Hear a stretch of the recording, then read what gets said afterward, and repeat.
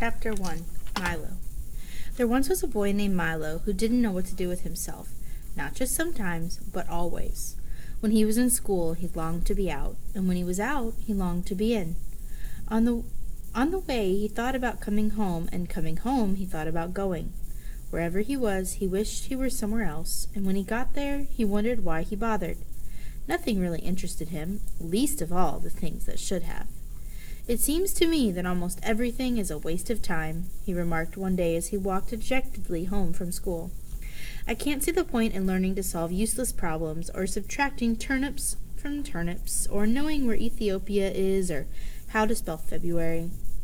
And since no one bothered to explain otherwise, he regarded the process of seeking knowledge as the greatest waste of time of all.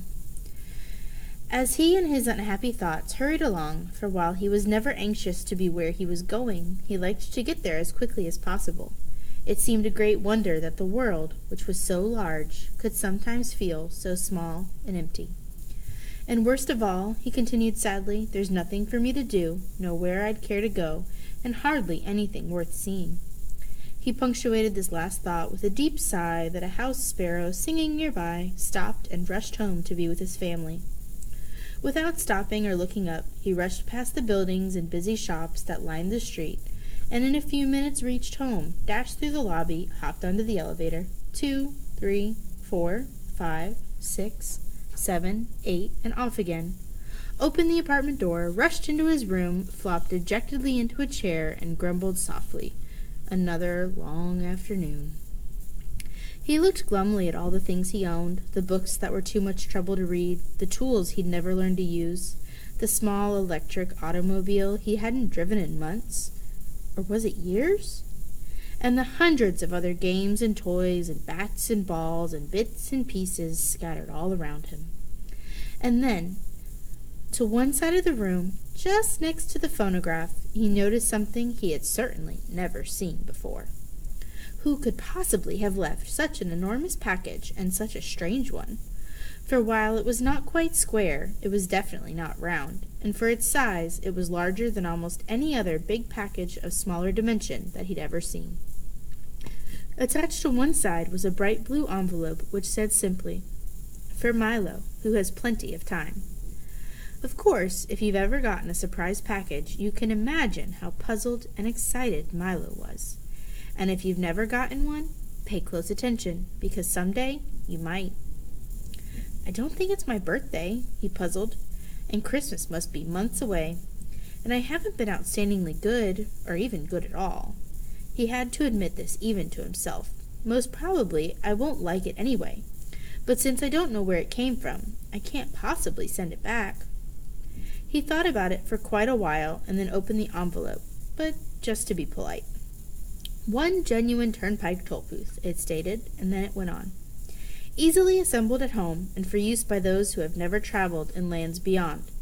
Beyond what? Thought Milo as he continued to read. "This package contains the following items. 1. Genuine turnpike Tollbooth to be erected according to directions. 3. Precautionary signs to be used in a precautionary fashion. Assorted coins for use in paying tolls.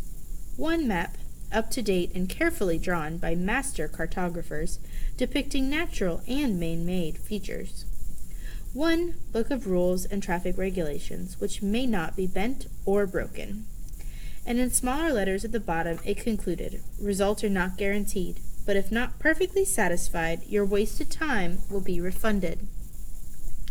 Following the instructions, which told him to cut here, lift there, and fold back all around, he soon had the toll booth unpacked and set up on its stand. He fitted the windows in place and attached the roof, which extended out on both sides and fastened on the coin box. It was very much like the toll booths he'd seen many times on family trips, except, of course, it was much smaller and purple. "What a strange present," he thought to himself. "The least they could have done was to send a highway with it, for it's terribly impractical without it." But since, at the time, there was nothing else he wanted to play with, he set up the 3 signs. "Slow down, approaching toll booth. Please have your fare ready. Have your destination in mind." And slowly unfolded the map.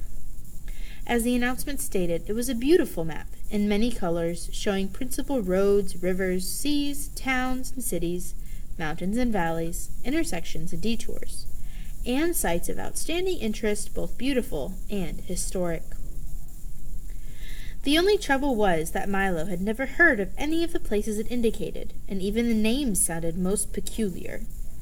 I don't think there really is such a country, he concluded after studying it carefully. Well, it doesn't matter anyway. And he closed his eyes and poked a finger at the map. Dictionopolis, read Milo slowly, when he saw what his finger had chosen. Oh, well, I might as well go there as anywhere. He walked across the room and dusted the car off carefully. Then, taking the map and rulebook with him, he hopped in and, for lack of anything better to do, drove slowly up to the toll booth, and he deposited his coin and rolled past, and remarked wistfully, I do hope this is an interesting game. Otherwise, the afternoon will be so terribly dull.